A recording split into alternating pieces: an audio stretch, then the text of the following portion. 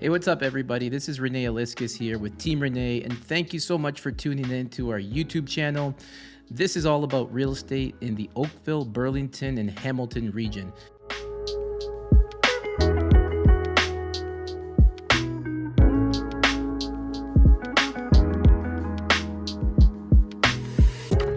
So here's some key questions that you should be asking yourself before buying a home. The first thing, always, are my finances and mortgage situation all in good order? There is nothing worse than falling in love with a home, going to see it a few times, and then getting denied because the proper financing was not done. Super important. Always talk to a mortgage broker or your bank, get pre-approved, feel good about the situation, and then the next steps will start to happen. The second question that you should be asking yourself is, have I casually browsed the market on Realtor.ca or other apps that are available just to get a sense of what's going on out there? And the reason I ask this is because we live in the tech world, and it's okay that if you've got your app and it is Realtor.ca and you start looking at prices, that's cool. There's nothing worse than just feeling like you can't do a little bit of homework before the next step. The third question is, how do you choose a good realtor? Now, there's a lot of us out there, for sure. And it's not all about how many billions of dollars they've done or how many hundreds of thousands of homes they've sold every hour. At the end of the day, it's about fit. It's about how good they are at negotiating, how stat savvy they are, and just not being transactional.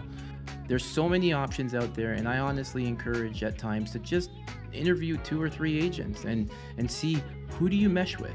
Who do you think is going to have your best interest? The next question you should be asking yourself is this a short-term home or is it a long-term home?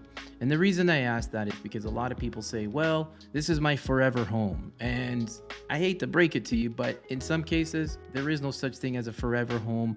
Maybe later in life, but at the rate that we're going with certain mortgages and whatnot, we're gonna need to buy a few homes in order to make our retirement a lot easier. So always ask yourself, is this a short-term home, long-term home? Is it an in-between? And it's okay if you have to go through a few homes before you get to that very long-term home. How important is the location versus the home itself? This is a question that you should always ask yourself, because some people fall in love with homes and they forget about the location, and they forget about how far it is to get to the closest grocery store or to get to the GO train. You need to really ask yourself, what is more important, and is there a balance? The home or the location? Once you figure out that, then we can go to the next step and we can get closer to buying a home. Do you prefer a move-in ready home or a home that needs some work? Now, I get asked this a lot with clients, and they say, hey, Rene, should I buy this home? It looks like it's not too much work, and don't worry, I got this. And then I look at the wife, and the wife says, you're not going to do this anytime soon. Ask yourself before going out there, is how much is too much in terms of a reno or an update? Because the last thing you need is going through all this extra stress and issues, saying that you're going to take on this small project, but then it doesn't get done. So always ask yourself, do you need more move-in ready to avoid issues? Or are you okay with doing a little bit of a reno or updating, or maybe saving the reno for years down the road, as long as everybody's on the same page? Are you aware of the differences with condo fees versus maintenance fees versus freehold? These are 3 that often come, and whether it's a condo or a townhouse, you will see laneway fees or condo fees. Now, the thing with laneway fees or maintenance fees is they're a lot lower than a condo fee. So don't get all worried that if a townhouse or a semi-detached home has a fee, don't assume it's a condo fee right away. Normally condo fees can be a little higher, but the laneway fee, it's just good to know that it will be lower than a condo fee, and it more than likely will not cover the exterior windows, the roof. It's just mainly for the road maintenance, and that's the biggest difference with the 2. So obviously freehold, there is no fees. In some situations though, we have seen even detached homes that are freehold that will have a laneway fee, but normally they're pretty small and attainable.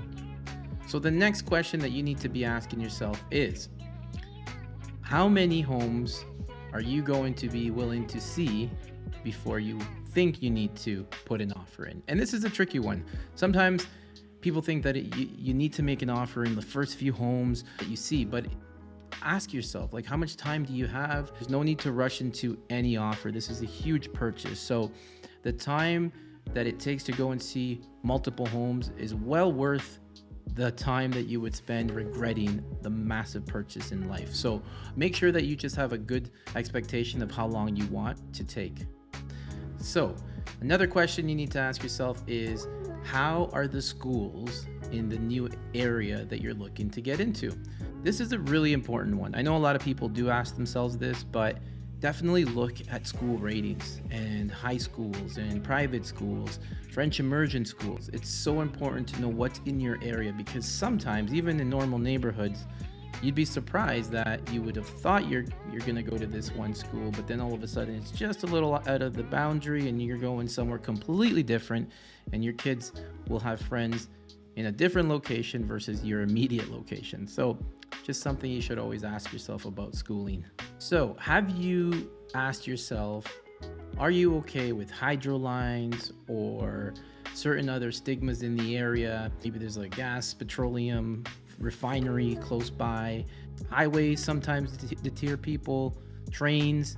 Have you asked yourself if you're okay with that? Because in the heat of the moment, if you're in a situation, you fall in love with the physical house, sometimes these items can actually be overlooked, and the last thing you need is to have any regret about your home. Here's a question that in a market where you're seeing bidding wars is, are you okay to overpay for a home if it checks off all of the boxes, and even though you may have paid a little more than you wanted to, are you okay with the fact that you're in the home that has everything that you need? A question that you should always ask yourself before buying a home is, have I taken the time to drive around the neighborhood, go take a look at some amenities, parks, and see what's around? Have you done this? And if you have, you know you're getting closer to buying that home. So this question is a really good one. If you're very curious on the history of the home that you're about to purchase, ask your realtor to find out how many homeowners have lived in the home. And the reason I ask this is because sometimes people leave a certain home for a certain reason. Could be a bad reason. Hopefully it's a good reason, but it's a good question to ask yourself before purchasing a home, is the history of how many people have lived in that home, especially if it's a newer home. If it's 100 years old, I understand, but the last thing that you want is buy a home where it's been nothing but trouble or constant investment and then renters in and out. So that's a question you should ask yourself. Thanks for watching our video. If you enjoyed this, please don't forget to give us a thumbs up. If you like this kind of content and would like to see more of it, also subscribe to our channel. And if there's something that we missed in this video, click the link in the description and we'd be more than happy to book a one-to-one and talk about everything and anything real estate.